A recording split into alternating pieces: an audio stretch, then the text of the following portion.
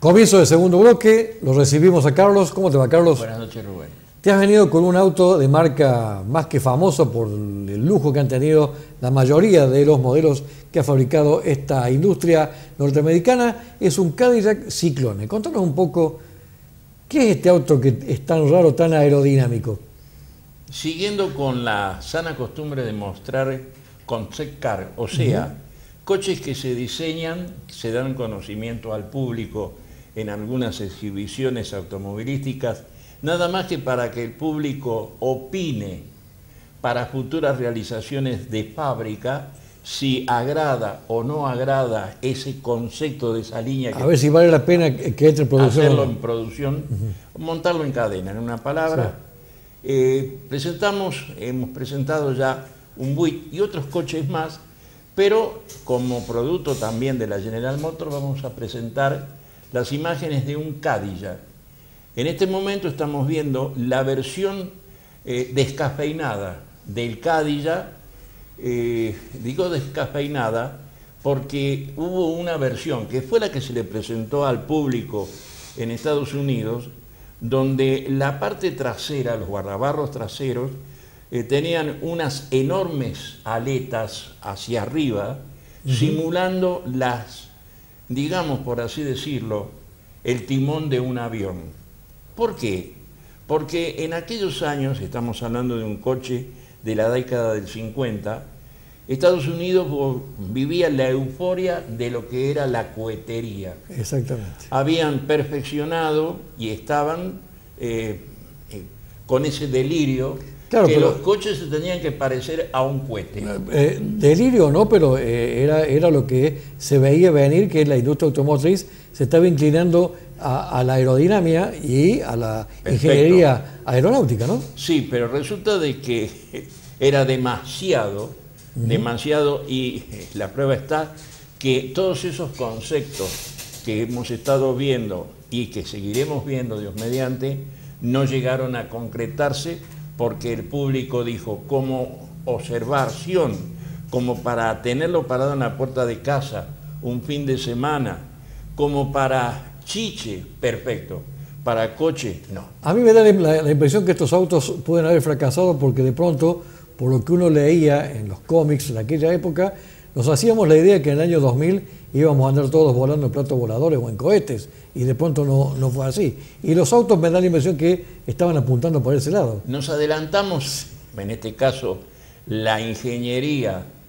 o la idea de la ingeniería se adelantó demasiado. Claro. Tenés razón vos, Rubén, se adelantaron demasiado. Y terminamos teniendo coches que todavía, a pesar de los adelantos que están, pisan el suelo, claro, y todavía necesitan rutas y necesitan un montón de cosas para poder transitar en los viajes comunes. Seguro. Este coche posee en el frente dos ojivas. Ojivas se llamaba en aquellos años. Y se llaman todavía. Y se llaman, sí, pero a las trompas. Lamentablemente siguen de moda. Siguen de moda. A la trompa de una bomba.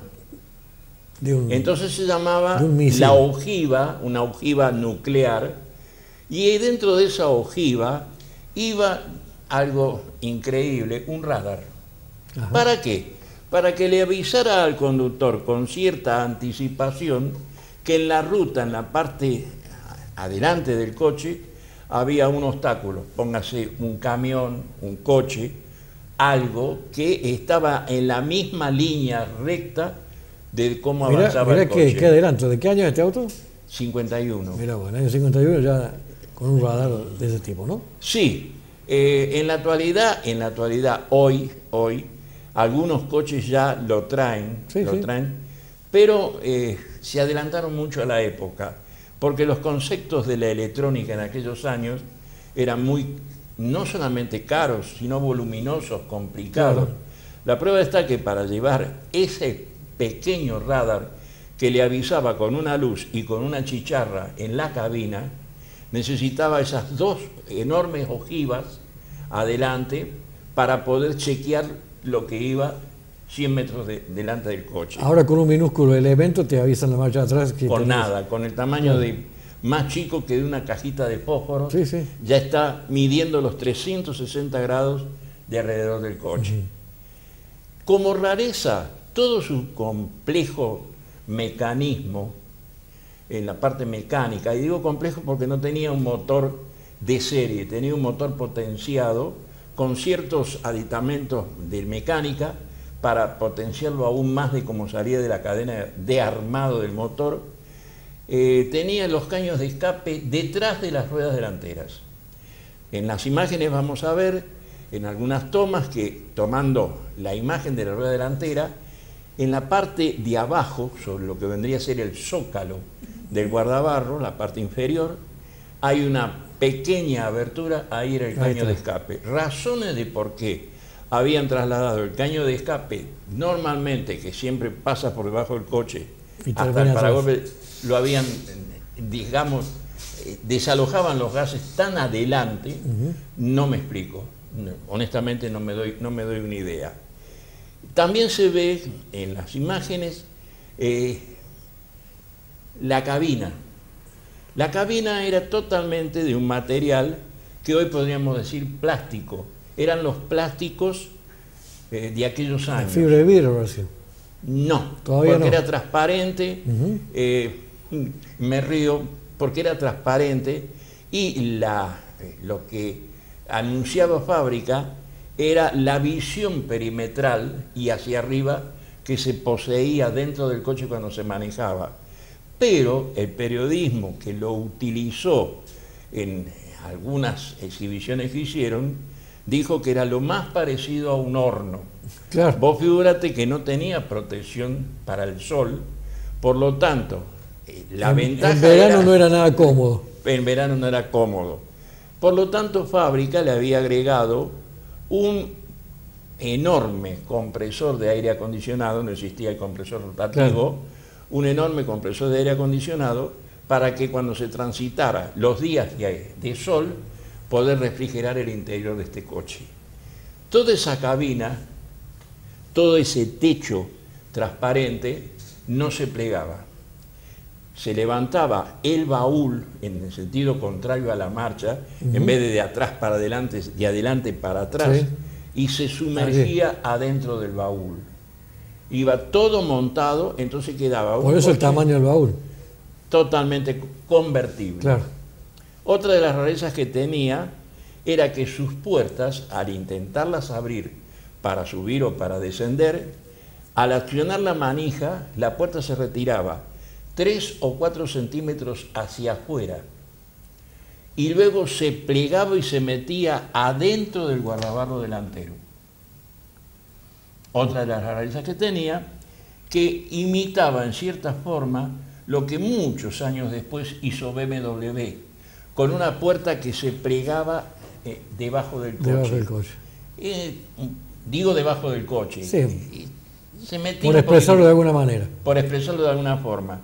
En este auto la puerta se separaba de la carrocería y como los guardabarros eran imitación... Anchos y largos. Anchos y largos, se metía adentro de los guardabarros delanteros. El motor superaba los 320 caballos de potencia en las diferentes, no digo versiones, en las diferentes oportunidades que presentaron este Concept Car. Para llegar al Concept Car que nosotros estamos viendo las imágenes, por lo mínimo se realizaron 5 y se fueron adaptando no al pedido del público, sino al comentario del público. En la parrilla se van a ver, la parrilla se entiende, delantera, se van a ver unas protuberancias pequeñas, cromadas, son los faros. Cuando se encendían los faros, en ciertos coches se levantan desde los guardabarros como 2 ojitos. Exactamente. En este caso se levantaban y quedaban sobre el nivel del capó. Del capó, claro. Tipo como cuando tenemos un Jeep y le hacemos la defensa de paragolpe y ponemos los faros auxiliares ahí arriba. Bueno, lo mismo. Por lo tanto, desarmonizaban. No quedaba muy elegante. No quedaba muy elegante, pero nadie nos dijo que este coche había sido creado para transitar de noche. Los farolitos traseros de las luces reglamentarias, por darle el nombre correcto, eran muy pequeños y venían también en la parte de atrás esos no se escamoteaban, Claro, quedaban eso fijos. se veía todo el Y tiempo. la parte trasera era, no digo insulsa, pero no tenía lo que No, correspondía quizá a la parte delantera. No hacía juego con el resto. No hacía parte con el frente del coche. ¿Este vehículo murió en el intento o...? Murió, como todo concept car que hemos presentado, murió en el intento. Fueron ideas que se desarrollaron en fábrica, pero no tanto para ser vendidas al público, sino para demostrarle en aquellos años al pueblo, a la nación y al mundo entero, no nos olvidemos que hacía poco tiempo que había terminado la Segunda Guerra Mundial, para demostrarle el poder que existía en la parte norteamericana en crear coches, en desarrollar ideas, mecanismos y revolucionar el sistema y permanecer ellos también, en cierta forma, con el poderío de que el coche tenía que ser norteamericano. Exactamente. Bueno, Carlos, muy bueno, muy lindo el diseño de este concept car. Lamentablemente quedó allí nomás el intento. Nos encontramos la semana que viene. Hasta la semana que viene, Rubén. Como siempre, le pedimos una pequeña pausa a nuestro director y ya volvemos con mucho más Pace Car.